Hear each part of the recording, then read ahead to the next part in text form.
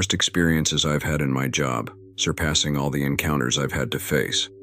I've been patrolling in Louisiana for about 10 years, and the last 3 years I've shared with my colleague George. We had become very close friends in recent times besides being workmates, but one December night everything changed. I remember it, because it was very cold, and we were near the end of the year. I'm about to relive it after so long, although it still sends shivers down my spine. I'll tell it with great respect for both you and the family involved. The night was marked by lightning, thunder, and dense fog, but despite the adverse weather, everything seemed calm while we were at the base, sharing a coffee and discussing a recent case.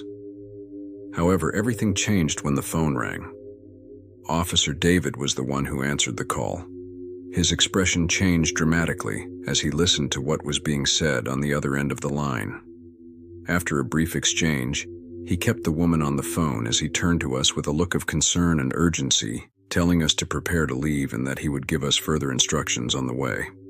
We didn't get much explanation about the call, just a woman on the other end of the line screaming, "He killed him! He killed him! Send an ambulance!" Her voice was full of anguish, and between her screams and cries, it was difficult to understand more. There was no way to calm her down. We quickly arrived at that house since we were a few blocks away. We were the first to arrive and witness the scene. The storm advanced with thunder and lightning, and the cold was increasingly overwhelming. This added a more terrifying touch to a situation that was already terrifying on its own.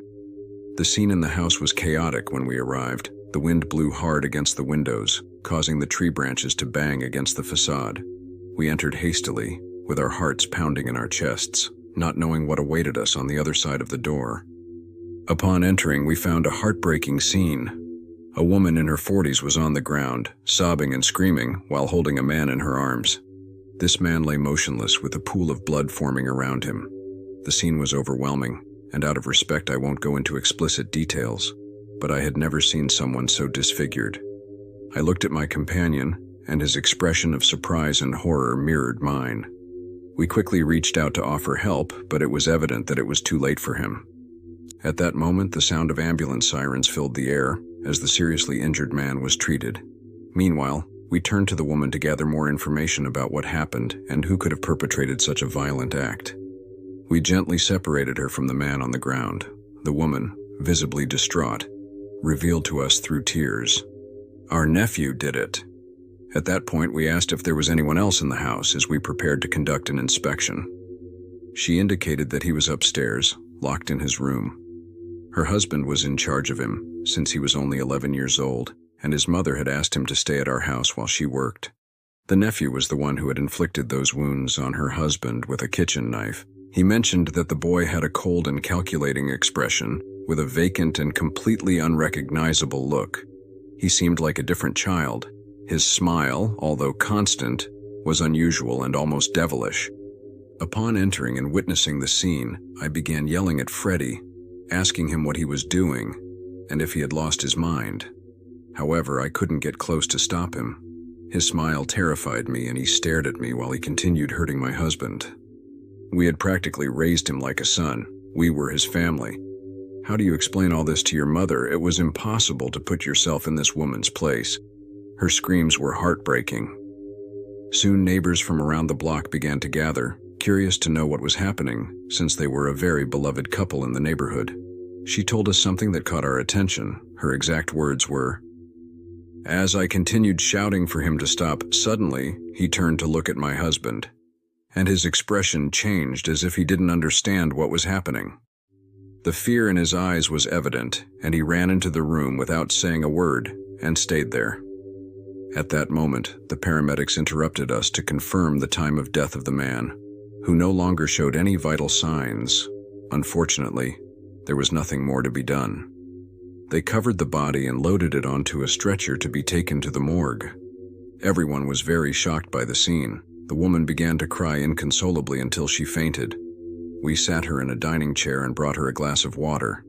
She was in shock and confessed that she didn't dare enter the room because of what had happened and the disturbing appearance of the child's face. It was up to us to go for him. We needed to interrogate him and verify what she had told us.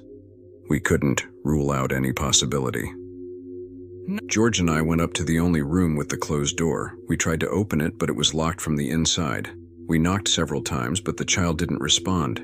We considered breaking down the door, but we didn't want to scare him even more. We needed answers and his trust to be able to talk. After a few moments of silence, suddenly, a deep, adult male laughter resonated. George and I looked at each other with concern and understood that the child was not alone in the room. Without wasting time, we decided to break down the door. The sound of that laughter sent shivers down our spines. Finally, upon entering, we found a dimly lit room, illuminated only by sporadic flashes of lightning streaming through the windows.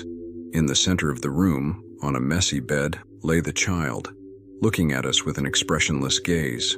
His eyes seemed empty, as if he were looking through us instead of at us. It was as the aunt had described, a diabolical and macabre gaze that was impossible for a child to possess.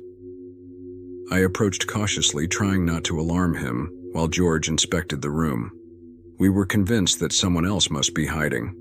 He searched every corner but found no one else. The windows were sealed shut, and in the room there was only the child.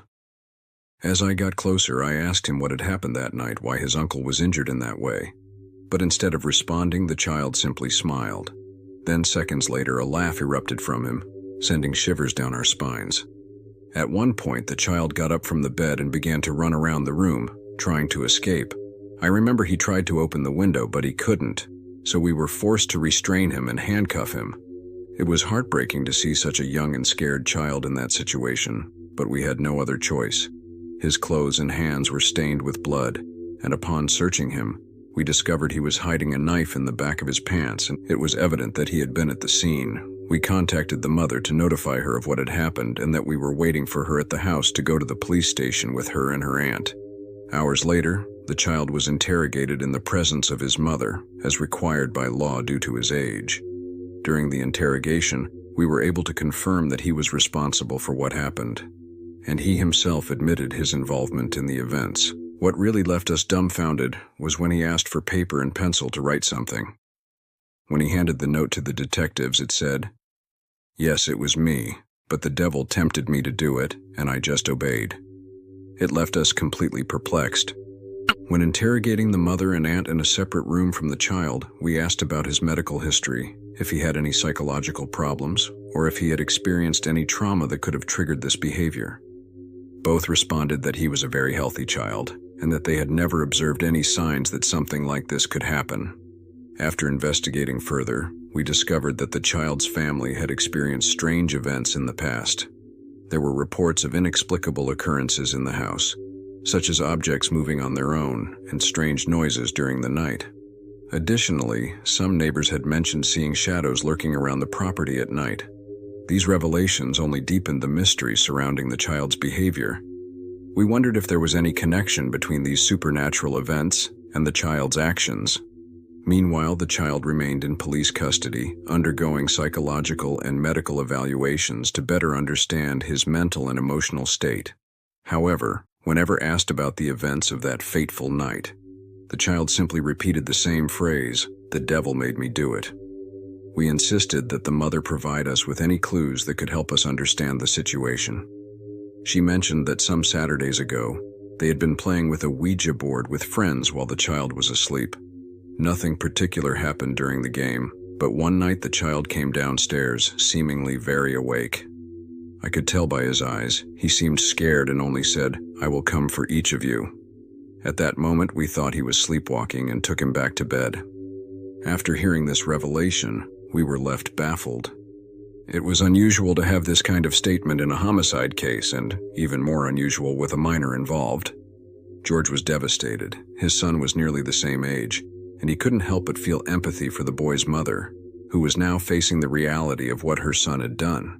The sound of the storm outside seemed to be building to a crescendo, as if it were synchronized with the emotional storm we were experiencing inside the house. The notion that something related to the Ouija board game could have triggered this behavior in the child deeply troubled us. We were not accustomed to dealing with such cases. We found ourselves immersed in a case that challenged our understanding of what is possible in this world. The child was tried as an adult and sentenced to life in prison without the possibility of parole. This event remains unforgettable to this day, prompting us to reflect on the possibility that the paranormal may be closer than we imagine. You can draw your own conclusions. If you enjoyed this story, please like and subscribe to not miss out on other equally disturbing stories.